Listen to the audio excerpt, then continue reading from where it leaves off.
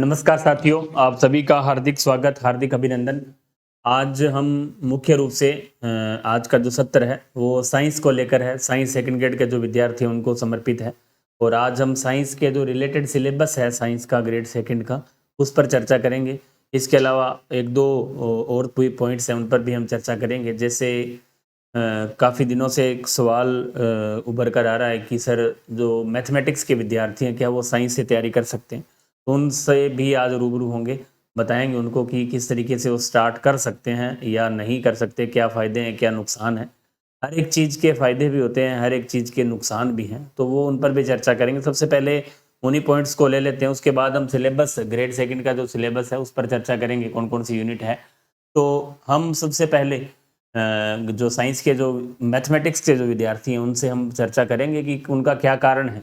वो क्योंकि अभी ये मांग पिछली बार भी थी, लेकिन पिछली बार की तुलना में अब की बार ज़्यादा है। उसका कारण भी है कि मैथमेटिक्स का जो पेपर है वो काफ़ी लेवल का आया। उसमें बहुत से विद्यार्थियों की ये समस्या रही कि सर आगे हम इस पेपर को क्वालिफाई नहीं कर पाए, तो हम क्या उसमें जा सकते हैं क्या? तो उसका कारण है कि आरपीएससी ने भी कहा है अपने नोटिफिकेशन में भी कि आप साइंस और मैथमेटिक्स दोनों से एग्ज़ाम दे सकते हैं, लेकिन वो आपके ऊपर है। जैसे यहाँ पोर्शन 3 है मुख्य रूप से, बायो है, केमिस्ट्री है, फिजिक्स है। तो केमिस्ट्री और फिजिक्स हालांकि उन्होंने पढ़ रखी है 11वीं 12वीं में भी, बीएससी में भी, और यहाँ वो फिजिक्स केमिस्ट्री को कर भी सकते हैं। इसके अलावा बायो के जो प्रश्न है वहाँ उनको समस्या आएगी कि बायो को कैसे करें। तो वो कह रहे हैं कि सर हम बायो को स्किप कर दें, तो ये तो संभव नहीं है कि आप तो कितने भी चाहे इंटेलिजेंट हो, कैसे भी हो, आप फिजिक्स और अकेली केमिस्ट्री से तो सिलेक्शन नहीं ले सकते। आपको कुछ ना कुछ कम से कम 15 प्रश्न तो आपके बायो के राइट होने चाहिए, आपके सही होने चाहिए 15 प्रश्न तो। इससे जैसे आपने केमिस्ट्री और फिजिक्स के अंदर 35-30 प्रश्न मान लो आपने सही कर दिए, लेकिन ऐसा फिजिक्स में थोड़ा सा दिक्कत है कि हो सकता है आप कर भी दें, कोई वो बड़ी नहीं इशू। मैथमेटिक्स का वो स्टूडेंट है जिसने फिजिक्स या पहले उसने मैथमेटिक्स के अंदर पीएम जैसे जेई वगैरह की तैयारी कर रखी हो, तो वो विद्यार्थी कर सकते हैं फिजिक्स को, कोई बड़ी बात नहीं है। आपको यहाँ मेनली हमारा मकसद यही है कि बायो और मैथमेटिक्स में, मेनली मैं साइंस की बात कर रहा हूँ, सेकंड ग्रेड साइंस में जो सिलेक्शन का आधार है वो पढ़ाई नहीं रही, पढ़ाई नहीं है, क्योंकि मार्क्स केवल 200 वाले का सिलेक्शन हो रहा है। इसका मतलब आपकी जो रणनीति है वो शानदार होनी चाहिए, आपको तरीका। अब इतना बड़ा सिलेबस है, आप भी समझते हो, मैं भी समझता हूँ कि पूरा सिलेबस तो किसी को भी याद नहीं होगा, लेकिन इसमें से आपको कुछ टॉपिक का चयन करना होता है, कुछ टॉपिक को छंटनी करनी है आपको अपनी तरफ से कि सर इसको कैसे अपने सॉल्यूशन उसका कैसे करें। भी पूरा टॉपिक, पूरी बायो, पूरी केमिस्ट्री, पूरी फिजिक्स तो शायद किसी को ही नहीं याद होगी। उसमें से अपने को देखना पड़ेगा कि हाँ, एग्जाम व्यू के दृष्टि से ये टॉपिक इंपॉर्टेंट है, इसको अपने को अच्छे से करना है। तो यहाँ थोड़ी समस्या आती है, कर सकते हैं अपने। लेकिन अब मैथमेटिक्स के जो विद्यार्थी हैं तो आप तैयारी कर सकते हैं, कोई रोक टोक नहीं है। ऐसा भी नहीं है कि असंभव है, संभव है। आप फिजिक्स केमिस्ट्री को अच्छा कर लें, बायो को कोशिश करें कि आप 15 प्रश्नों का टारगेट तो कम से कम रखें, भी 15 प्रश्न हमारे सही होने चाहिए। उसके अलावा टीचिंग मेथड का है तो 15 प्रश्न आप वहाँ कर सकते हैं, तो आप कर सकते हैं स्कोरिंग। इसके अलावा सेकंड पेपर है तो वहाँ, फर्स्ट पेपर है तो वहाँ जीके अच्छा कर लें तो आपका आराम से सिलेक्शन हो सकता है। लेकिन अभी आप इस चीज़ में देरी ना करें, ये निर्णय आप जल्दी से लें और तुरंत उस दिशा में तैयारी स्टार्ट कर दें, चाहे आप मैथ से करें या साइंस से करें। तो साइंस से कर सकते हैं, कोई रोक टोक नहीं है, कोई असंभव नहीं है। लेकिन उसके लिए बशर्ते आपको तैयारी इस तरीके से करनी पड़ेगी कि आपका जो फिजिक्स और केमिस्ट्री का जो पोर्शन है वो शानदार होना चाहिए। मुख्य रूप से केमिस्ट्री पर आपको फोकस रखना है, चाहे वो साइंस का है चाहे वो मैथमेटिक्स बैकग्राउंड का है, दोनों के लिए कॉमन है। केमिस्ट्री अब तक का जो रिकॉर्ड हम देखें, आज मैंने ग्रुप में एक पीडीएफ भी सेंड की थी, एक पोस्ट शेयर की थी कि आपको बताया था कि केमिस्ट्री का योगदान बहुत ज़्यादा रहता है। आप, हालांकि मैं खुद बायो से रिलेटेड हूँ, तो फिर भी आपको जो सही बात है वो बता रहा हूँ कि केमिस्ट्री का रहने का कारण है कि अब तक के जो पेपर मैंने देखे हैं, 16 में, 18 में 2 हो गए, 22 में 2 हुए हैं, स्पेशल एजुकेशन का हुआ है, दो 4-5 पेपर अभी इन दोनों हुए हैं पिछले 2-3 सालों में, तो उन सब में एक ही रिजल्ट निकल के आया है कि जिनकी केमिस्ट्री अच्छी थी या जो केमिस्ट्री बैकग्राउंड से था, बहुत से ऐसे साथी जो फर्स्ट ग्रेड केमिस्ट्री से तैयारी कर रहे थे, उनका फर्स्ट ग्रेड में नहीं हुआ, लेकिन सेकंड ग्रेड उनका आसानी से निकल गया।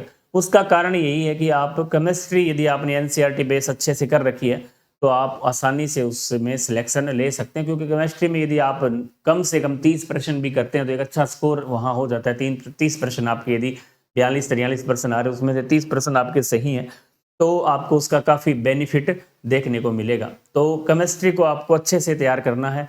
बायो के जो स्टूडेंट हैं उनको बायो भी, और जो मैथमेटिक्स वाले हैं उनके लिए आप केमिस्ट्री और फिजिक्स को अच्छे से तैयार कर लें। बायो को केवल हम आगे जब टेस्ट सीरीज स्टार्ट करेंगे तो उस टाइम आपको बता देंगे कि ये प्रश्न आप हल कर लीजिए, तो उससे आपका जो काम है वो चल जाएगा। ऐसा नहीं है कि आप कम पढ़ के 30-32% सही कर लें, लेकिन 10-15 प्रश्न आप आसानी से सही कर लेंगे। ऐसा हम कोशिश करेंगे। जब टेस्ट सीरीज स्टार्ट होगी तो उस टाइम हर एक टॉपिक पर हम चर्चा करें। आज तो हम केवल सिलेबस पर आपको बता रहे हैं कि इस तरीके से आपको स्टार्ट करना है। आगे जब भी टेस्ट सीरीज स्टार्ट होगी टॉपिक वाइज, जैसे पहला टॉपिक सेल बायोलॉजी है, तो आणविक जैव विज्ञान और सेल बायोलॉजी, इसका शेड्यूल फर्स्ट में जिसको बायो में ये डाल दिया। केमिस्ट्री में एटॉमिक स्ट्रक्चर हो गई, फिजिक्स की एक यूनिट हो गई, एक टीचिंग मेथड की हो गई। तो इस तरह हम उस पर हमेशा चर्चा भी किया करेंगे, वीडियो सॉल्यूशन भी करेंगे उसका। तो हम हर एक बार आपको उसके बारे में बताएंगे किस तरह के जो प्रश्न है वो इम्पोर्टेंट है। इस तरह से आपको पढ़ना है। हर एक सीरीज के अंदर, हर एक टेस्ट के अंदर हम उस पर उसकी जो यूनिट्स हैं, जो भी टेस्ट प्लान के अंदर, उस पर चर्चा करेंगे। तो हम तो आज समझ में शायद आ गया होगा मैथमेटिक्स वालों के लिए भी कि आप इस तरीके से अपनी तैयारी स्टार्ट कर सकते हैं। यदि आपको लग रहा है कि हमें मैथ नहीं आती है, हालांकि मैथ बैकग्राउंड से हो तो सही निर्णय से, सही नियम तो यही है कि आपको मैथमेटिक्स सेकंड ग्रेड की तैयारी करनी चाहिए। लेकिन फिर भी आपको ये लग रहा है कि हमें वहाँ कुछ दिक्कत आ रही है या हम नहीं कर पा रहे हैं, तो आप बायो में एक शर्त पर कर सकते हैं कि केमिस्ट्री और फिजिक्स आप अच्छी कर लें, तो आप सक्सेस हो सकते हैं। क्योंकि यहाँ तक अभी भी आगे भी जो एग्जाम होगी उसमें भी मैं आपको बता दूं कि यदि आपके 70% आप सब्जेक्ट के अंदर बचा रहे हैं, और फर्स्ट पेपर में भी आप ये कोशिश करें कि लगभग 60 के आसपास, क्योंकि हम मेरिट तो पहले कैसे बताएंगे, क्या रहे, कितने 300 भी रह सकती है, 250 भी रह सकती है, लेकिन अपना जो टारगेट है वो इस तरीके से रहेगा कि 70% आप कोशिश करें कि साइंस के पेपर में सही करें, और 60 का तो कम से कम आप फर्स्ट पेपर के अंदर कम मिनिमम टारगेट 60 का रखें। तो 7 और 6 13 260 नंबर हो रहे हैं, तो 260 नंबर कहीं ना कहीं पर्याप्त है अब तक के पेपर के अकॉर्डिंग। यदि पेपर का लेवल यही रहता है तो अच्छा स्कोर है 260 का, उसके लिए आप ये कर सकते हैं। एक सामने आ रही है कि सर फिजिक्स के लिए क्या करें, तो फिजिक्स के लिए दो पॉइंट्स है। जैसे साइंस का विज्ञान वर्ग का जो विद्यार्थी है उसके लिए कि आपने कभी नहीं पढ़ी, जैसे 11वीं 12वीं के पढ़ने के बाद बीएससी कर लिया आपने, उसके बाद कुछ साथियों ने एमएससी भी कर रखी है, कुछ ने जैसे 2011 12 में 13 में बीएड किया है, तो काफ़ी लंबा समय बीत चुका है, तो उन्होंने फिजिक्स से उनका कोई टच नहीं रहा, जुड़ाव नहीं रहा, तो हो सकता है उनको काफ़ी समस्याएं आ रही हैं। तो उनके लिए एक राय है कि आप पहले कोशिश ये करें कि बायो और केमिस्ट्री को अच्छे से तैयार कर लें। यदि बायो और केमिस्ट्री आपकी अच्छी है तो आप बिना फिजिक्स भी सिलेक्शन दे सकते हैं। ऐसा मैं नहीं कह रहा हूँ। अब की बार का जो पेपर है, पिछली बार का जो पेपर है, उसका पैटर्न यही बोल रहा है कि कहीं ना कहीं जो मेरिट में गिरावट आई है उसका कारण फिजिक्स ही है, क्योंकि वहाँ 43% किसी ने टच भी नहीं किए। 1-2 को आप छोड़ दो, 5 से 7% लोगों ने हो सकता है की हो, लेकिन जहाँ 210 के आसपास मेरिट आ रही है 500 नंबर में से, इसका मतलब यही है कि फिजिक्स के जो 43 क्वेश्चन है वो कहीं ना कहीं मेरिट को नीचे गिराने में उनका खासा योगदान है, अहम योगदान है। क्योंकि यदि वो प्रश्न यदि कोई करता तो मेरिट में जरूर बढ़ाव होता, बढ़ती मेरिट, लेकिन कहीं क्यों, उसका कारण ये भी है कि पेपर का जो फिजिक्स का स्टैंडर्ड है, हालांकि हमारे को वो लगता है टफ है, एवरेज से कहीं ना स्टैंडर्ड है। जैसे बायो, अब आप बायो को मान के चले भी, आप बायो को 11वीं में आपने पढ़ा है, 12वीं में भी पढ़ा है, बीएससी में भी पढ़ा है, उससे पहले भी पढ़ा है, उसके बाद भी आपने साल भर तैयारी भी की है, फिर भी आपको बायो वाला पोर्शन, अब की बार जो पेपर हुआ था काफी विद्यार्थियों के कमेंट थे पिछले बार पेपर में भी, सर बायो सही नहीं हुई, इतनी टफ थी। तो आप बायो को पढ़ते आ रहे इतने समय से, वो आपको इतनी टफ लग रही है, तो आपने तो फिजिक्स को देखा ही नहीं, पढ़ा ही नहीं, तो फिजिक्स तो आपको टफ लगेगी। एक कारण ये भी है। और हालांकि पेपर का जो स्टैंडर्ड था फिजिक्स का वो हाई था, तो उसमें कुछ ना कुछ ये हम कह सकते हैं कि स्टैंडर्ड था, लेकिन हमने पढ़ा नहीं, कहीं ना कहीं ये भी समस्या है। और जिन लोगों ने पढ़ी है उनकी भी सही नहीं हुई भाई। बहुत से ऐसे साथी थे जिन्होंने लगभग 6 महीने तक फिजिक्स को अच्छा टाइम दिया है, अच्छा खासा टाइम दिया है, और कोचिंग भी की है, फिर भी उनके जो प्रश्न है वो 5 6 4 3 इस तरह से सही हो रहे हैं। तो आप फिजिक्स में थोड़ा समय खराब ज़्यादा ना करें, आप बायो केमिस्ट्री को अच्छे से तैयार कर लें। जो नीट के विद्यार्थी, पॉइंट फैक्टर नंबर 2 कि जो विद्यार्थी नीट के हैं, जिन्होंने बीएससी की है लेकिन नीट की तैयारी 1-2 साल पहले कर रखी है, 12वीं के तुरंत बाद 11th-12th में फाउंडेशन कर रखा है, नीट की तैयारी कर रखी है, उनके लिए कहीं ना कहीं फिजिक्स क्या है कि थोड़ी उनकी अच्छी है, बढ़िया फिजिक्स कह सकते हैं, क्योंकि उन्होंने नीट वगैरह की अच्छी पढ़ी है, तो वो उनका जुड़ाव रहा है। तो उनके उन वो लोग हैं, जो वो साथी हैं, वो फिजिक्स को कर सकते हैं। लेकिन बात वही है कि वो यदि फिजिक्स करेंगे तो उनका जीके वीक होगा, तो आप आएंगे वो आपके बराबर ही। जो बीएससी वाले हैं, सीधी बीएससी वाले, सिंपल बीएससी जिन्होंने कर रखी है, एक नीट का जो विद्यार्थी है, हालांकि वो यदि मान लो 20% वहाँ फिजिक्स के कर रहे हैं, वो यदि 20% फिजिक्स के कर रहे हैं, तो आप भी ये मानकर चलें कि उनको जो टक्कर है आप जीके वाले पेपर में दे सकते हैं। जीके में यदि वो 40 करेंगे तो आपके 55 + 60 का आसपास होंगे, तो आप आसानी से उनको पछाड़ सकते हैं, बराबर रह सकते हैं। ऐसा भी नहीं है कि सारे नीट वाले होंगे। पिछली बार लगभग 2 से 3% विद्यार्थी थे, अब की बार थोड़ा बड़ा हो सकता है, 5-7% होंगे तो नीट के हैं। तो उनकी यदि बायो सॉरी फिजिक्स अच्छी है तो आप जीके में उनको बराबर कर सकते हैं। तो जहां तक ये जो आंकड़े हैं वो एकदम सही फैक्ट हैं, तो आप बायो और केमिस्ट्री पर मुख्य रूप से फोकस करें। फिजिक्स को नॉर्मली आप फिर भी आपको लगे नहीं हमें पढ़ना है, तो आप ऐसे 10-12 यूनिट्स का चयन कर सकते हैं, जो स्कोरिंग हो तो उनको आप एक बार पढ़ लें, या थ्योरेटिकल पोर्शन है उनको पढ़ लें। हालांकि थ्योरेटिकल क्वेश्चन से कम बहुत ही कम आते हैं, अब तक का रिकॉर्ड देखें तो न्यूमेरिकल पोर्शन ज़्यादा पूछा जाता है। तो आप कोशिश करें कि बायो केमिस्ट्री और टीचिंग मेथड पर फोकस करें। इसके अलावा 1-2 सवाल है कि ऑब्जेक्टिव पर भी काफ़ी संशय है अभी भी, जो ऑब्जेक्टिव कैसे निकालें, क्योंकि जहां तक जैसे आपने एनसीईआरटी केमिस्ट्री में पढ़ी है, लेकिन अकेली एनसीईआरटी से काम नहीं चलेगा। प्रश्न आते हैं उससे, लेकिन हमें पता नहीं चल पाता कि प्रश्न आया कैसे, किस तरह से प्रश्न पूछा है। तो उनके लिए ऑब्जेक्टिव पोर्शन आपको करना बहुत जरूरी है। ऑब्जेक्टिव क्यों जरूरी है? क्योंकि जैसे आपने हमारी पहली यूनिट है, जैसे सेल बायोलॉजी आपने पढ़ी, कोशिकांग अंगों की संरचना है, आरएनए है, डीएनए है, प्रोटीन, कार्बोहाइड्रेट, लिपिड की संरचना है। इसमें आपने कर लिया, जैसे आपने थ्योरेटिकल पोर्शन पढ़ लिया, राजस्थान बोर्ड की बुक से पढ़ लिया या अन्य किसी भी पढ़ लिया आपने, तो उसके बाद आपको ये पता नहीं चल पाता। मेनली जो अनसक्सेस का जो कारण है, पिछले पेपरों में देखे, अभी जो विद्यार्थियों ने पेपर दिए, सर सिलेक्शन नहीं हुआ, किसी के सब्जेक्ट में कम है, लगभग के सब्जेक्ट में ही कम है, और कारण ये रहा कि सर हमने टेस्ट नहीं दिए या ऑब्जेक्टिव क्वेश्चन नहीं निकाले। वो भी एक मेन कारण है, क्योंकि थ्योरी वो पढ़ी है लेकिन थ्योरी उनको समझ में नहीं आई, एक बार याद हो गई, लेकिन जिसका जो ऑब्जेक्टिव पोर्शन है, जब हम इसको सवाल जैसे करते हैं, कार्बोहाइड्रेट में से, प्रोटीन में से, लिपिड में से किस प्रकार के सवाल पूछे जाते हैं, ये हमें नहीं पता, हमने तो केवल उसकी थ्योरी याद की। क्योंकि साइंस का पेपर और आर्ट्स के पेपर में केवल यही डिफरेंस है कि वहाँ बिना ऑब्जेक्टिव के काम चल जाता है, थ्योरी क्लियर हो जाती है। यहाँ हर एक थ्योरी के लिए आपको ऑब्जेक्टिव निकालने चाहिए। अब ऑब्जेक्टिव मैं आपको बताऊं, जो नीट के विद्यार्थी आगे क्यों जा रहे हैं, क्योंकि नीट के विद्यार्थियों को आगे जाने का एक मुख्य कारण है कि वो सब्जेक्ट में उनकी पकड़ है, और सब्जेक्ट में पकड़ का कारण है केवल टेस्ट।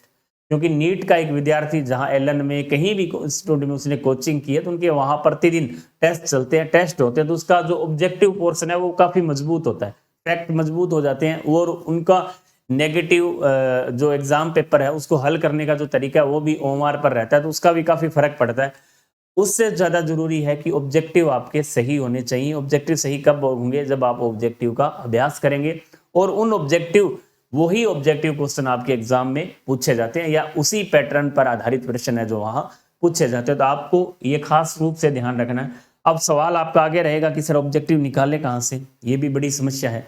अब तक विडंबना है, साइंस के क्षेत्र में अभी तक कोई ऐसी बुक नहीं आई है कि जिसमें ऑब्जेक्टिव क्वेश्चन दे रखे हों। तो जब तक मार्केट में बुक नहीं आती है, जब तक आप हालांकि जैसे टेस्ट सीरीज रहेगी उसमें ऑब्जेक्टिव क्वेश्चन आपके रहेंगे, लेकिन फिर भी आप एक बार, जब तक टेस्ट सीरीज आपको नहीं मिल रही है, जब तक आप एलन की सीट के जो पीछे ऑब्जेक्टिव क्वेश्चन दे रखे हैं वो आप एक बार हल कर सकते हैं, या एग्जाम पीछे के जो एग्जाम पेपर है वो भी आप एक बार हल कर सकते हैं। यही उपाय है जब तक कोई मार्केट में बुक नहीं आ जाती। कोशिश अभी जारी है कि दिसंबर या जनवरी में कोशिश रहेगी कि केमिस्ट्री और बायो की ऑब्जेक्टिव बुक मार्केट में हमारी आने की पूरी संभावना है जनवरी तक। जनवरी का समय लग जाएगा, तो उससे पहले आप कुछ ना कुछ ऑब्जेक्टिव है जो अपनी तरफ से कोशिश करें निकालें।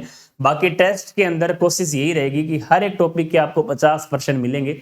जैसे टॉपिक एक केमिस्ट्री का, एक बायो का, एक फिजिक्स का, हर एक टॉपिक से 50-50, 45-45% आपको मिलेंगे। और वो प्रश्न आपके लिए एनसीईआरटी, राजस्थान बोर्ड की बुक, एलन की सीट, इन सब का सार संग्रह होगा। वही क्वेश्चन आपको दिए जाएंगे, या जो पीछे के एग्जाम में जिस तरह के प्रश्न बने उनके आधार पर ही जो हमारी टेस्ट सीरीज है वो तैयार हो रही है। तो कोशिश ये रहेगी कि आपको उस तरह के ही प्रश्न उपलब्ध कराए जाएं, ताकि आपका ऑब्जेक्टिव जो क्वेश्चन है वो, या अब कुछ साथी पहले कोचिंग तो कर चुके, तो उन्हें दोबारा कोचिंग की आवश्यकता कतई ही नहीं है, किसी भी प्रकार की आवश्यकता नहीं है। केवल आपके जो पुराने नोट्स हैं उनको आप पढ़ते रहें। इसके अलावा आप जो टेस्ट हैं उनको आप कोशिश करें कि अभ्यास जरूर करें, आप बार बार उन प्रश्नों का अभ्यास करें, तो उनके लिए आपके लिए ये जो चीजें हैं वो बेनिफिट में रहेगी। तो ये इन पर हम चर्चा कर चुके हैं। हम आगे बढ़ते हैं सिलेबस की ओर कि सिलेबस हमारा क्या कह रहा है। बायो से शुरुआत कर रहे हैं। एक जो हमारा टेलीग्राम चैनल है वो शायद आपने अभी ज्वाइन नहीं कर रखा होगा, कि टॉपर्स रणवीर सर सूरतगढ़ के नाम से जो टेलीग्राम चैनल है उसको आप ज्वाइन कर ले। Toppers Ranveer sir Suratgarh science, toppers Ranveer sir simple, दोनों चैनल, एक जीके का एक साइंस के, दोनों को आप ज्वाइन कर सकते हैं। उस पर आपको समय समय पर सभी सूचनाएं, महत्वपूर्ण प्रश्नों का संग्रह है और जो भी जानकारियां वो वहां आपको उपलब्ध रहेगी। तो पहली यूनिट है, हम बायो पर चर्चा कर रहे हैं कि कोशिका और आणविक जीव विज्ञान, molecular biology and cell biology, जो विज्ञान बायोलॉजी की पहली यूनिट है। यहाँ कोशिका, कोशिकांगों की संरचना और कार्य, nucleic acid, DNA, RNA, central dogma, protein, carbohydrate और लिपिड की संरचना और कार्य, ये हमारी पहली यूनिट है।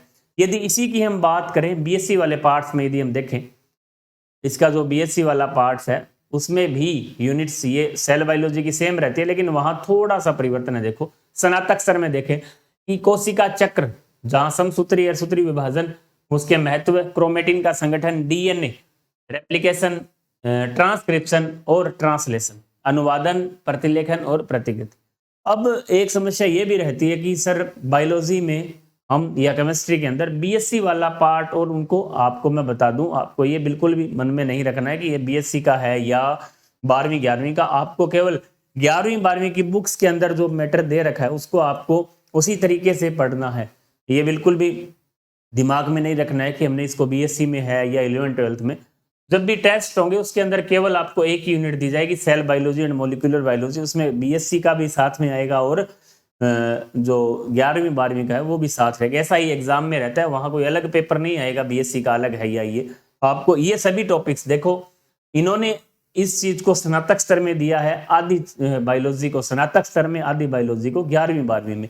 तो आपको जैसे ये सभी चीजें 11वीं 12वीं की बुक्स में ही मिलेगी। जैसे आपको ये मान लो देश स्नातक स्तर में रखा है कोशिका चक्कर, समसूत्री, अर्धसूत्री और उनके महत्व, इसके अलावा डीएनए, आरएनए और अनुवादन, प्रतिलेखन, इस तरह की सभी चीजें आपको 11वीं 12वीं की बुक से ही पढ़नी है। एक बार राजस्थान बोर्ड की जो बुक है उससे आप आसानी से कर सकते हैं। अब यदि हम पहले यूनिट्स की बात करें तो आपको पहली यूनिट्स के अंदर, अब इनका सबसे पहले आप जो राजस्थान बोर्ड की बुक है उससे आप इसकी थ्योरी तैयार करें, उसके बाद इसके जो ऑब्जेक्टिव क्वेश्चन है वो तैयार कर सकते हैं। जैसे आज तक के रिकॉर्ड के हिसाब से देखें तो कोशिका पर हमेशा प्रश्न पूछा जाता है। इसकी जो कोशिका झिल्ली है और कोशिका भित्ति है वहां लगभग एक प्रश्न का ट्रेंड रहा है। इसके अलावा जो प्रोटीन, कार्बोहाइड्रेट और लिपिड की संरचना, इसमें से सबसे महत्वपूर्ण है प्रोटीन्स। प्रोटीन्स के जो प्रकार हैं, या आवश्यक एमिनोमल है, अनावश्यक एमिनोमल है, इस तरह के प्रश्न यहाँ से पूछे जाते हैं। इसके अलावा सेंट्रल डोगमा जो थ्योरी है, हालांकि सेंट्रल डोगमा के अंदर रेप्लिकेशन है, ट्रांसलेशन है, ट्रांसक्रिप्शन है, तीनों चीजें आती है। हालांकि यहाँ सेंट्रल डोगमा देने का अर्थ अलग नहीं है। सेंट्रल डोगमा के अंदर कंप्लीट आरएनए है, डीएनए है, रेप्लिकेशन है, ट्रांसक्रिप्शन है, ट्रांसलेशन है, कंप्लीट चीजें आपको मिलेगी। तो आप सेंट्रल डोगमा की जगह तीनों चीजें आप पढ़ना है, मतलब पूरा इसके अंदर डीएनए भी है, आरएनए भी है। तो यहाँ से भी कई बार प्रश्न पूछे गए हैं। तो आप राजस्थान बोर्ड की जो बुक है वहां अच्छे तरीके से इस यूनिट को समझाएगा। एनसीईआरटी में इतनी चीजें स्पष्ट नहीं है, एनसीईआरटी की तुलना में आप वहां इसको पढ़ सकते हैं। अब बात करें कि इसका जो टॉपिक है बीएससी की तुलना में संभावना, ज्यादातर प्रश्न इसके जो सेल बायोलॉजी के हैं वो 11वीं 12वीं की जो सिलेबस है वो ज्यादा महत्वपूर्ण है। क्योंकि अब तक के में प्रश्न ज्यादातर यहीं से पूछे गए हैं सेकंड ग्रेड के अंदर। और आप इस चीज को हालांकि पढ़ना आपको वो भी है, लेकिन उसकी तुलना में ये ज्यादा महत्वपूर्ण।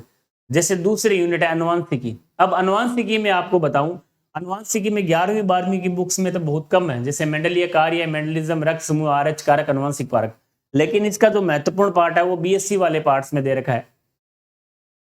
अब देखो बीएससी में दे रखा है पोस्ट मेंडेलियन कार्य, जीन इंटरेक्शन, प्रोकैरियोटिक में जीन अभिव्यक्ति, जीन विनिमय, सह लगनता, जीन विनिमय, फिजिकल मैपिंग, लिंग निर्धारण और लिंग विरासत, मातृ विरासत, म्यूटेशन एंड क्रोमोसोमल एब्रेशन। अब ये जो महत्वपूर्ण पार्ट्स है उसकी तुलना में अनुवंशिकी में जो ज्यादातर प्रश्न पूछे जाते हैं वो इसी पार्ट से, और उसमें भी सह लगनता में से, लिंग निर्धारण में से और क्रॉसिंग ओवर में से हमेशा 101% प्रश्न आपसे यहाँ पूछा जाएगा। तो आप सह लगन एक क्रोमोसोमल जो वेरिएशन है वहां से भी लगभग प्रश्न पूछा जाता है कि गुणसूत्रीय विपतन, गुणसूत्रों में विकार जो उत्पन्न होते हैं, जो लिंग और अलिंग दोनों गुणसूत्रों पर रहते हैं, दोनों को आपको ध्यान में रखना है, हमेशा प्रश्न पूछा जाता है। इसके अलावा लिंग निर्धारण से हमेशा सह लगनता, जीन विनिमय सबसे इंपॉर्टेंट है, यहाँ 100% सेकंड ग्रेड में यहाँ से प्रश्न आएगा। न्यूमेरिकल भी आ सकता है और सिंपल प्रश्न भी आ सकता है।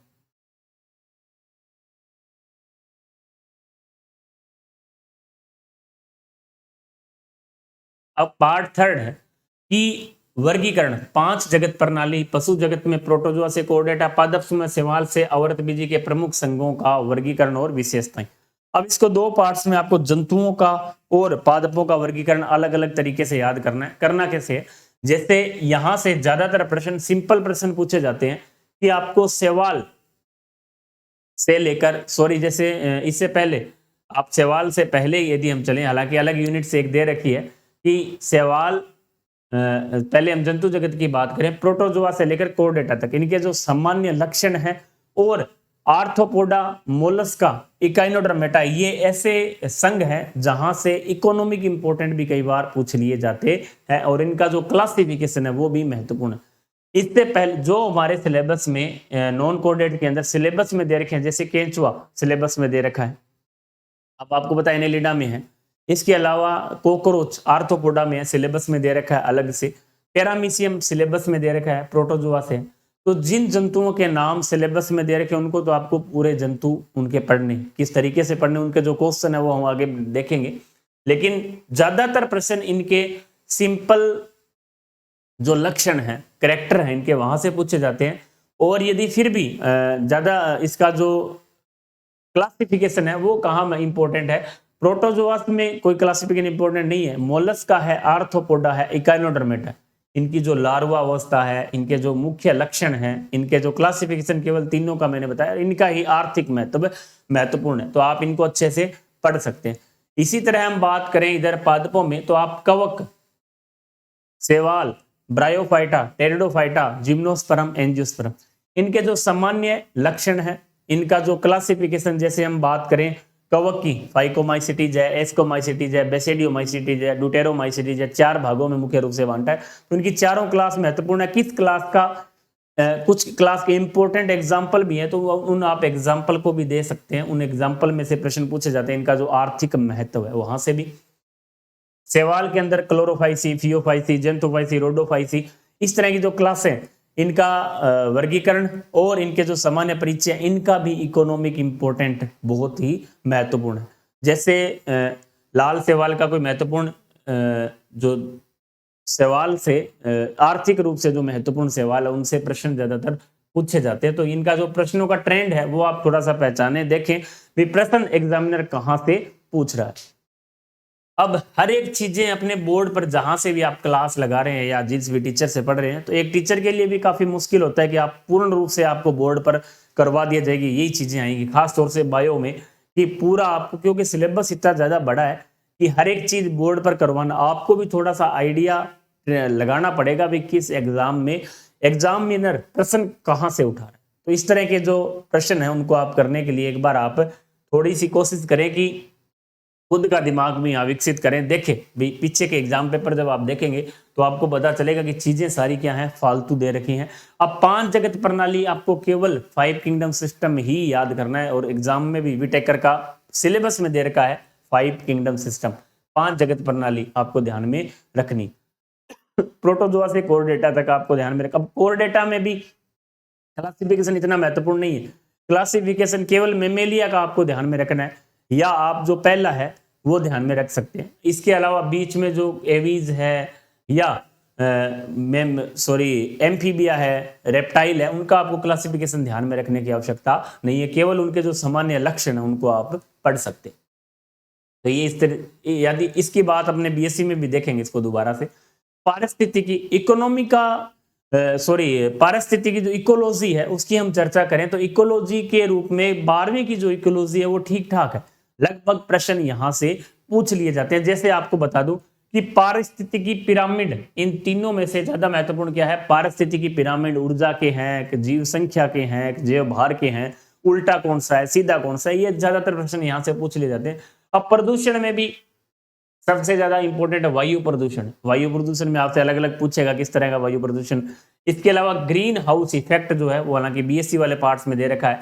इसके अलावा उनका जो संरक्षण, जैसे जैव विविधता का जो संरक्षण है 2 प्रकार का मुख्य रूप से होता है, आपको जो संरक्षण वो ध्यान में रखना है कि किस तरह से अपने जैव विविधता का संरक्षण कर सकते हैं।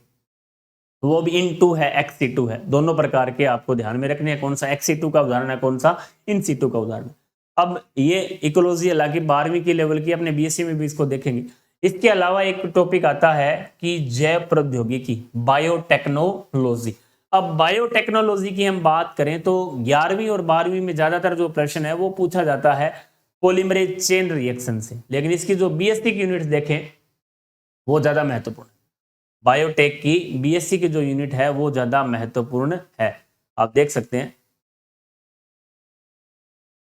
जैव प्रौद्योगिकी देखो, जैव प्रौद्योगिकी, genetic engineering, gene transfer, genomic पुस्तकालय, पौधे, पशु, उत्तक, सांस्कृतिक, आनुवंशिक रूप से संशोधित फसलों का आवेदन, कृषि, चिकित्सा में जैव प्रौद्योगिकी, ट्रांसजेनिक जंतु और पौधे में इसका जो उपयोग है, डीएनए फिंगरप्रिंटिंग है, बायोपीरेसी।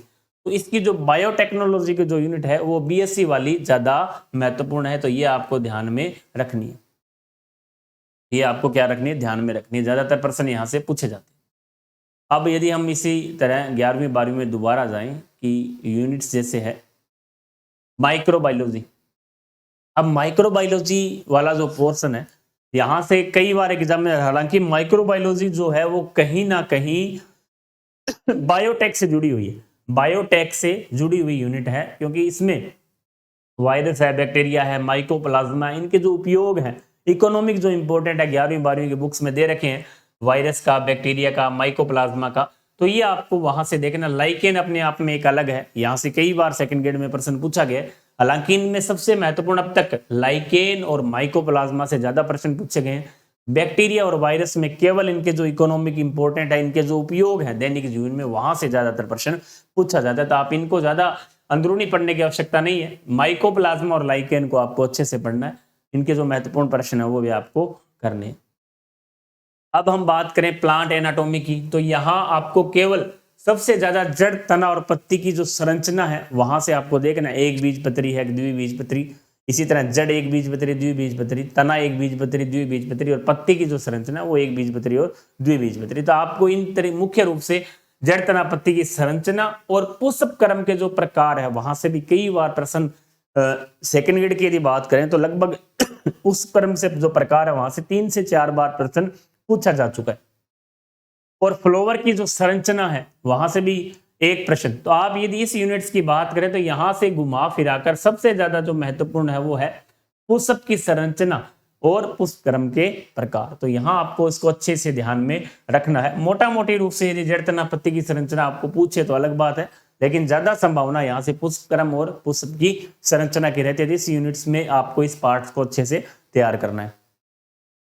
जल संबंध की यदि हम बात करें इसी तरह से, जल संबंध जैसे अब बात हमारी है फिजियोलॉजी के अंदर, प्लांट फिजियोलॉजी के अंदर वाटर रिलेशन है, प्रकाश संश्लेषण है, श्वसन है, एंजाइम है, हार्मोन्स है, प्लांट गतियां हैं, इस तरह के जो टॉपिक, प्लांट गतियां हालांकि अपने सेकंड ग्रेड में नहीं है, तो आप इस तरह यदि हम बात कर, ये जो यूनिट है प्लांट फिजियोलॉजी की, अब तक के रिकॉर्ड के अनुसार देखें तो एसीएफ का एग्जाम यदि आप पुराना देखें पेपर, या ग्रेड फर्स्ट का देखें, सेकंड ग्रेड का देखें, आरपीएससी के फेवरेट टॉपिकों में से आती है प्लांट फिजियोलॉजी।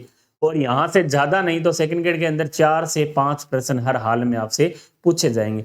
अब पूछे कैसे जाएंगे, एक प्रकाश संश्लेषण से, एक श्वसन से, एक एंजाइम से, या दो प्रकाश संश्लेषण से, एक हार्मोन श्वसन से, एक एंजाइम से, एक पादप वृद्धि और विकास से।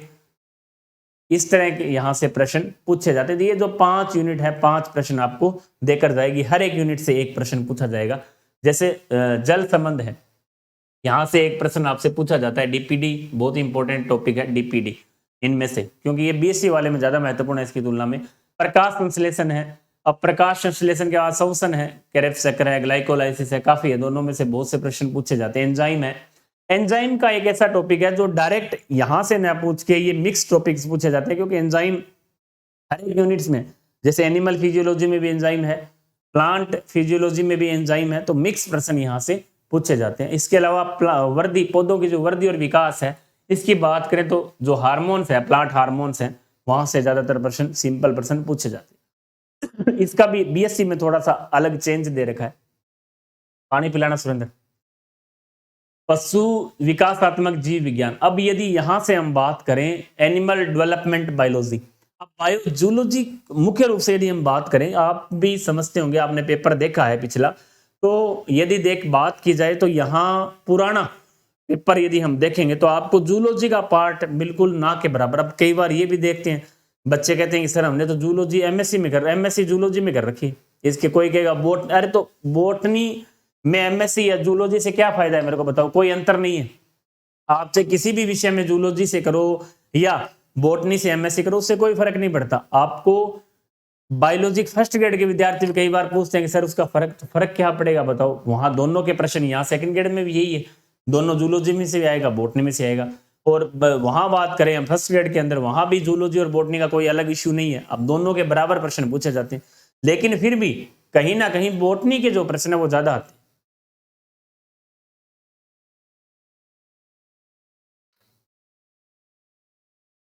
हम देखें कि बोटनी का जो योगदान है वनस्पति विज्ञान का, वो जूलॉजी की तुलना में क्या है, ज्यादा है। तो आपको बोटनी वाले पार्ट पर खास तौर से ध्यान रखना है। कुछ विद्यार्थी ऐसे भी हैं जो जूलॉजी से एमएससी है, हालांकि उस चीज का फर्क नहीं पड़ता। यहाँ 11वीं 12वीं की तो अगला बायो पूछ रहा है, उसमें क्या एमएससी जूलॉजी में हो जाए बोटनी में, उससे क्या फर्क पड़ता है। लेकिन फिर भी आपको लग रहा हो तो मैं फिर भी बता दूं, आपको क्लियर कर दूं कि बोटनी के जो प्रश्न है, बोटनी का जो पार्ट है, जैसे 45% आ रहे तो 15% जूलॉजी के रहेंगे, लगभग 28 से 27% क्या रहेंगे, बायो में बोटनी से रिलेटेड रहेंगे। अब कुछ यूनिट्स है, जैसे जेनेटिक्स है, वो जूलॉजी में भी है, बोटनी में भी। बायोटेक है, जूलॉजी में भी है, बोटनी में। ये दो बड़ी यूनिट्स है और ये दोनों कॉमन है, तो हम मुख्य रूप से आइडिया ही नहीं लगा पाते कि ये प्रश्न जूलॉजी का या बोटनी का। अब जैसे जूलॉजी का तो आपको जब पहचान होगी, या तो वो एनिमल टेक्सोनोमी से प्रश्न पूछे, या एनिमल फिजियोलॉजी से पूछे, या एम्ब्रियोलॉजी से पूछे। 3 ऐसी यूनिट है जो बिल्कुल जूलॉजी में अलग है, बाकी तो मिक्स है हर चीज में। बायोटेक में या माइक्रोबायोलॉजी में क्या पता चलेगा ये बोटनी का है, ये जूलॉजी का, पता ही नहीं चलता वहां। तो मुख्य रूप से यदि बात करें तो यहाँ केवल 3 ही यूनिट्स है जूलॉजी की, जिनमें हम बात कर रहे हैं एनिमल एम्ब्रियोलॉजी की, बहुत ही महत्वपूर्ण यूनिट है। लगभग ज्यादा नहीं तो एग्जामिनर का जो फोकस है, या 3 से 4 प्रश्नों का रहेगा। सेकंड ग्रेड के अंदर 3 से 4 प्रश्न आपके एम्ब्रियोलॉजी की यूनिट से पूछे जाएंगे। तो आप इसमें भी 11वीं 12वीं की जो, जैसे गेमेटोजेनेसिस है, फर्टिलाइजेशन है, क्लीवेज है, गेस्टुलेशन है, अंग जनन है, यहाँ से लगभग प्रश्न बन जाते हैं। आप यदि बीएससी में अलग टॉपिक दे रखे हैं, थोड़ा सा डिस्क्राइब कर रखा है, जैसे अतिरिक्त भ्रूणीय झिल्लियां हैं, वो यहाँ नहीं दे रखा, वो वहां दे रखा। एग के जो प्रकार है, अंडों के जो प्रकार है, इस तरह के जो टॉपिक्स हैं कुछ, वो वहां केवल दे रखे। तो इसके अलावा इवोल्यूशन एक प्रश्न आपको देकर जाएगा, कन्फर्म है। अब कुछ यूनिटें ऐसी हैं बायो के अंदर जो हम पढ़ते नहीं हैं, वहां से एग्जामिनर कई बार सवाल पूछ लेता है। जैसे हम बात करें इवोल्यूशन, आप इवोल्यूशन को छोड़ना हमें नहीं है। जैसे एक आपने जेनेटिक्स, हम आगे देखेंगे, बीएससी वाली पार्ट है, जेनेटिक्स में एक म्यूटेशन नाम का टॉपिक है। हमेशा आप कोई भी छोटे से लेकर बड़ा एग्जाम आप देख लेना, म्यूटेशन में से हमेशा एक प्रश्न पूछा जाता है, उत्परिवर्तन से 100% एक प्रश्न पूछा जाएगा। सेकंड ग्रेड में भी पूछा जाएगा, फर्स्ट ग्रेड में बायो में भी पूछा जाता है। लेकिन हम क्या करते हैं कि जब जेनेटिक्स पढ़ रहे हैं तो जेनेटिक्स में पूरी चीजें पढ़ देंगे, लेकिन म्यूटेशन को छोड़ देंगे। एक तरह से इवोल्यूशन का टॉपिक है, लेकिन दे रखा है जेनेटिक्स के अंदर। अब यहाँ प्रश्न आ रहा है कि मानव शरीर विज्ञान मतलब एनिमल फिजियोलॉजी की यहाँ बात हो रही है। तो एनिमल फिजियोलॉजी के अंदर हम बात करें, एंडोक्राइन जो सिस्टम है वो बहुत ही महत्वपूर्ण है। ये बीएससी वाले पार्ट्स में दे रखा है, आपको ध्यान में रखना है। ज्यादातर प्रश्न पाचन तंत्र से एक से दो प्रश्न, उत्सर्जन से संभावना कम रहती है, श्वसन से भी एक आधा प्रश्न आ जाता है, और परिसंचरण तंत्र और तंत्रिका तंत्र ज्यादा महत्वपूर्ण है। इनमें सबसे 3 तंत्र ज्यादा महत्वपूर्ण है, तंत्रिका तंत्र, परिसंचरण तंत्र और एंडोक्राइन सिस्टम। चौथा यदि ले तो हम पाचन तंत्र ले सकते हैं। उत्सर्जन और श्वसन में से एग्जाम में प्रश्न कम पूछे जाते हैं। और एंडोक्राइन सिस्टम तो एक ऐसा सिस्टम है जो कॉमन प्रश्न लेकर आता है, जहां एनिमल एम्ब्रियोलॉजी की भी चर्चा हो जाती है और एनिमल फिजियोलॉजी की, दोनों के लिए कॉमन है। तो आप इस तरीके से इसको एक बार देख सकते हैं। इसके अलावा मानव स्वास्थ्य में हम बात करें, एक आध सेकंड ग्रेड में 2 प्रश्न अब तक आ चुके हैं, जिसमें से एक बार टीके का पूछा हुआ है और एक बार एक अन्य प्रश्न पूछा था जिसमें रोग से संबंधित, जो मानव रोग है, कैंसर से शायद एक बार एक प्रश्न आया था, और एक आया था टीकाकरण से टीके की जो प्रतिरक्षा है वो किस प्रकार की प्रतिरक्षा का उदाहरण है, ये प्रश्न एक बार पूछा गया था। तो यहाँ से संभावनाएं कम है, फिर भी आपको एक बार सरसरी नजर से इसको पढ़ना है। अब इनमें से जैसे मुख्य रूप से यदि हम बात करें, जैसे आप एक मैथमेटिक्स के स्टूडेंट मानकर हम चर्चा करें, जैसे उदाहरण ले लेते हैं कि आपको क्या पढ़ना चाहिए, तो आपको तो ज्यादा कुछ पढ़ने की आवश्यकता नहीं है। Animal physiology, plant physiology, animal embryology, ये यदि यूनिट्स आप पढ़ते हैं तो भी आपके 10, 12, 15 प्रश्न तक सही हो सकते हैं। उन पर हम आगे विस्तृत चर्चा करेंगे। लेकिन एक साइंस के विद्यार्थी जो बायो से, देखो हम नकार इस बात को नहीं सकते कि आप बायो से सेकंड ग्रेड की तैयारी कर रहे हैं, ठीक बात है। आप केमिस्ट्री ना करें चलेगा, फिजिक्स ना करें चलेगा, लेकिन अब बायो हमारी गलत हो रही है तो वो तो गलत है, बिल्कुल गलत। चाहे आप कितने भी बादशाह हैं केमिस्ट्री में, चाहे आप फिजिक्स में कितने बादशाह हैं, लेकिन बायो का विद्यार्थी अपना सब्जेक्ट छोड़ रहा है, सब्जेक्ट छोड़कर दूसरे प्रश्न करने के लिए लग रहा है भी हम ये कर देंगे, तो वो भी मुझे लगता नहीं ऐसा संभव होगा, क्योंकि बायो प्राथमिक सब्जेक्ट है हमारा। सेकंड ग्रेड साइंस की तैयारी हम बायो के नाम पर ही कर रहे हैं। यदि हम बायो नहीं पढ़ेंगे तो हम तो मैथ में चले जाएंगे, मैथमेटिक्स के माने जाएंगे। तो बायो जो साइंस के विद्यार्थी वो कोशिश करें कि 30 प्रश्नों का टारगेट तो आपको कम से कम रखना चाहिए। एक बायो के स्टूडेंट के नाते आपको ये कोशिश करनी चाहिए कि हमारे इसमें 30 प्रश्न होंगे। इसके अलावा हम बात करें केमिस्ट्री की के प्रश्नों की संख्या, तो आप केमिस्ट्री कर सकते हैं, अच्छा है, लेकिन बायो केमिस्ट्री यदि दोनों आप कर रहे हैं तो आप एकदम सिलेक्शन, आपको किसी तीसरे सब्जेक्ट की आवश्यकता ही नहीं पड़ती। तो हम बायो में 11वीं 12वीं के पर चर्चा कर चुके हैं। हालांकि ये चर्चाएं दौर चलता रहेगा, लेकिन आपकी शुरुआत के हिसाब से हम बता रहे हैं कि आप इस तरीके से, क्योंकि इतना बड़ा सिलेबस है, कहाँ से शुरू किया जाए, कैसे शुरू किया जाए, समझ में नहीं आ रहा भी कैसे शुरू करें। अभी इतनी बड़ा सिलेबस है, इतना बड़ा सिलेबस है। हम बात कर रहे हैं स्नातक स्तर में पशु वर्गीकरण की हम बात कर चुके थे, उस वहां भी सेम। अब देखो प्रतिनिधि जो जानवर हैं, मुख्य रूप से जिन जानवरों के नाम दे रखे हैं, वहां हम पैरामीशियम है, फेसियोला है, केंचुआ, जूलॉजी का प्योर टॉपिक है जूलॉजी का, पैरामीशियम, फेसियोला, केंचुआ, कॉकरोच और मेंढक। सबसे पहले तो इनके जो भी मुख्य फाइलम है, जैसे पैरामीशियम आपको पता है किसमें आएगा, प्रोटोजोआ में आएगा, फेसियोला प्लेटिहेल्मिन्थेस में आएगा, केंचुआ एनिलिडियम में आएगा, कॉकरोच आर्थ्रोपोडा में आएगा, और मेंढक में जो है एम्फीबिया में आएगा, कोर्डेट्स का प्राणी। तो यहाँ कोर्डेट का एक एग्जांपल दे रखा है, बाकी सब नॉन कोर्डेट्स के। तो जहां आप नॉन कोर्डेटा जब पढ़ें तो उनको एक साथ इनके जो सिंपल कैरेक्टर है, सिंपल लक्षण है, सामान्य लक्षण है, तो आप वहां देख सकते हैं। इसके अलावा इनके जो स्पेसिफिक कैरेक्टर है वो आप इनका खुद का जब अध्ययन करेंगे तो आपको पता चलेगा। इसके अलावा कोशिश भी करेंगे, आगे समय मिलेगा तो इनके जो शॉर्ट नोट्स है वो भी हम ग्रुप में डाल देंगे। कुछ ऐसे टॉपिक हैं जिनको आपको पूरा पढ़ने की आवश्यकता नहीं है, केवल शॉर्ट तरीके से पढ़ेंगे तो भी हमारा जो प्रश्न है वो सही हो जाएगा। अब यहाँ बायोलॉजी, जूलॉजी के, बॉटनी के अंदर एंजियोस्पर्म का जो वर्गीकरण है, यहाँ कूल फैमिली की चर्चा की गई है। तो आप फैमिली पढ़ने से पहले जो पुष्प क्रम है या पुष्प का सामान्य संरचना है, वो आपको structure of flower and inflorescence, आप पुष्प क्रम और उन दोनों को ध्यान में रखना। उसके बाद ही आपको ये टॉपिक है जो समझ में आएगा। जो फैमिली है वो तब समझ में आएगी जब आपको उसकी फ्लावर की संरचना और पुष्प क्रम का पता है। तो आप पहले 11वीं 12वीं के मैटर को पढ़ें, उसके बाद इसकी जो फैमिली दे रखी है, जैसे सोलेनेसी है, यूफोर्बिएसी है, मालवेसी है, फेबेसी है, स्ट्रेसी है, ग्रेमिनी, ये जो 6-7 फैमिली दे रखी है, इनमें से आपको सबसे पहले तो इनके जो सामान्य नाम है, इनके नाम अलग अलग भी हैं, आपको पता होगा। ग्रेमिनी को पोएसी कहते हैं, अलग नाम है, ग्रेमिनी भी है, पोएसी भी है। अब एस्ट्रेसी को अलग कहेंगे, फेबेसी को लेग्यूमिनेसी को फेबेसी या लेग्यूमिनेसी।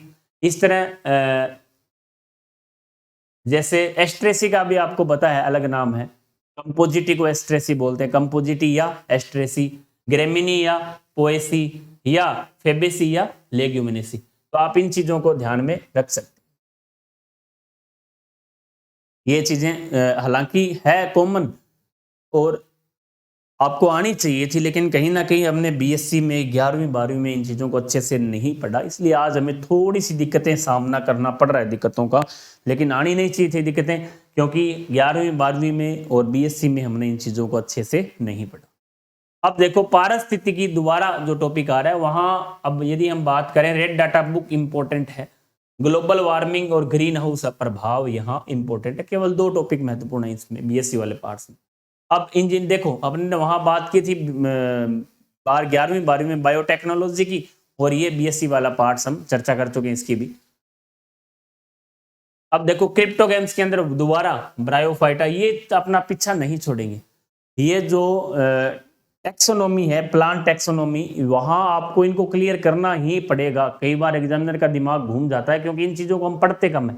जैसे सेवाल है, कवक है, ब्रायोफाइटा है, टेरिडोफाइटा है, जिम्नोस्पर्म है, इन चीजों को हम क्या करते हैं, कम पढ़ते हैं। तो इनको आपको अच्छे से पढ़ना है, इनको आपको क्या करना है, अच्छे से पढ़ना है।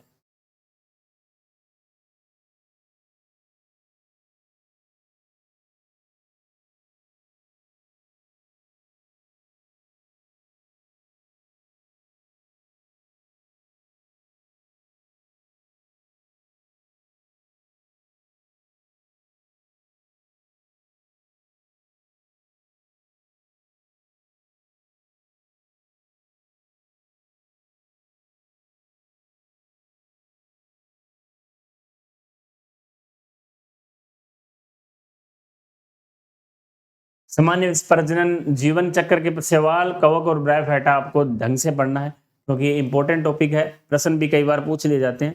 और जो साइंस बैकग्राउंड के उनको तो इसमें दिक्कत आनी नहीं चाहिए। इसके शॉर्ट नोट्स भी मैंने एक बार ग्रुप में डाले थे, ब्रायोफाइटा के, टेरिडोफाइटा के, जिम्नोस्पर्म के, जो साइंस का ग्रुप है वहाँ पिन भी कर रखे हैं, तो आप एक बार उनको देख सकते हैं। इस तरीके से आपको नोट साइंस के तैयार करने हैं। अब यहाँ प्लांट एनाटोमी दोबारा आ रही है कि प्लांट एनाटोमी के अंदर यहाँ आप मुख्य रूप से 7 बंडल को आपको देखना है, 7 बंडल किस प्रकार के पाए जाते हैं।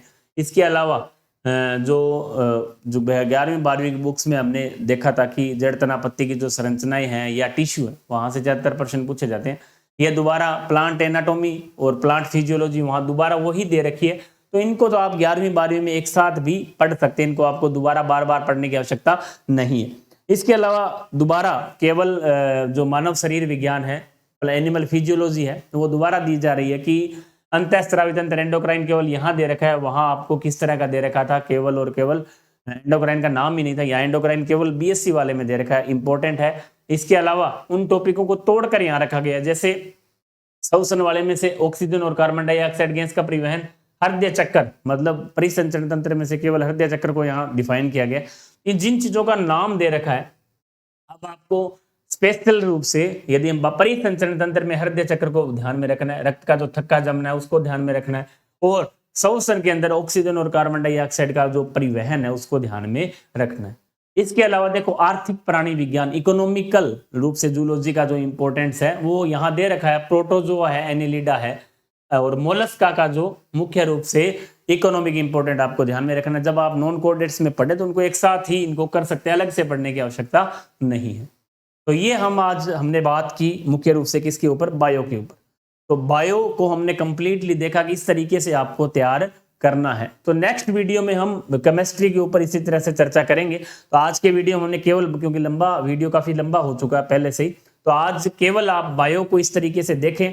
और जो साइंस के, मैथमेटिक्स के जो भी विद्यार्थी हैं उनको एक बार पुनः मैं बता दूं कि आपको करना क्या है कि बायो की केवल 11वीं 12वीं की बुक राजस्थान बोर्ड वाली, उसके नोट्स आप खुद बनाएं, सेल्फ नोट्स तैयार करें, ऑब्जेक्टिव निकालें। इसके अलावा आपने यदि कोचिंग कर रखी है तो वो नोट्स हैं, तो उसके अंदर भी आप इन प्रश्नों को, इन टॉपिक्स को ऐड कर सकते हैं। जो टॉपिक आप राजस्थान बोर्ड की बुक से पढ़ रहे हैं, राजस्थान बोर्ड की बुक आपने नहीं देखी है तो एक बार बता दूं, इस तरह की जो बुक है राजस्थान बोर्ड की, ये बुक है, एनसीईआरटी की नहीं है, ये बुक्स राजस्थान बोर्ड की है। एनसीईआरटी की बुक भी आपको ध्यान में नहीं हो तो ये भी इस तरह की, इन दोनों बुक्स में ये डिफरेंस है, आप देख सकते हैं। ये राजस्थान बोर्ड है और ये क्या है, एनसीईआरटी। तो आप इन दोनों बुक्स में से यदि देखें तो देखो पूरी चीजें यहाँ राजस्थान बोर्ड वाली बुक में ये सभी यूनिट्स अच्छी तरीके से दे रखी है, डिफाइन करके हर एक चीज को।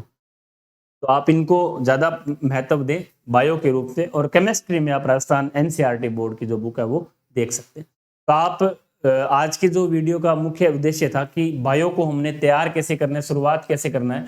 आप पहले कोचिंग कर चुके हैं तो आपको बार बार कोचिंग करने की आवश्यकता नहीं है। आप ज्यादातर प्रश्नों का अभ्यास करें, ऑब्जेक्टिव निकालें। जो कमियां है वो हमारी यही रही है कि हमने पहले टेस्ट नहीं दिए और ऑब्जेक्टिव क्वेश्चनों का जो अभ्यास है वो नहीं किया। तो उन पर आपको मुख्य रूप से फोकस करना है और सेल्फ स्टडी ही करनी है। और ये ना सोचें कि एग्जाम कब होगा, एग्जाम जब होगा, एग्जाम जब आएगा तो पता ही नहीं चलेगा हमें कब आ गया और कब चला गया।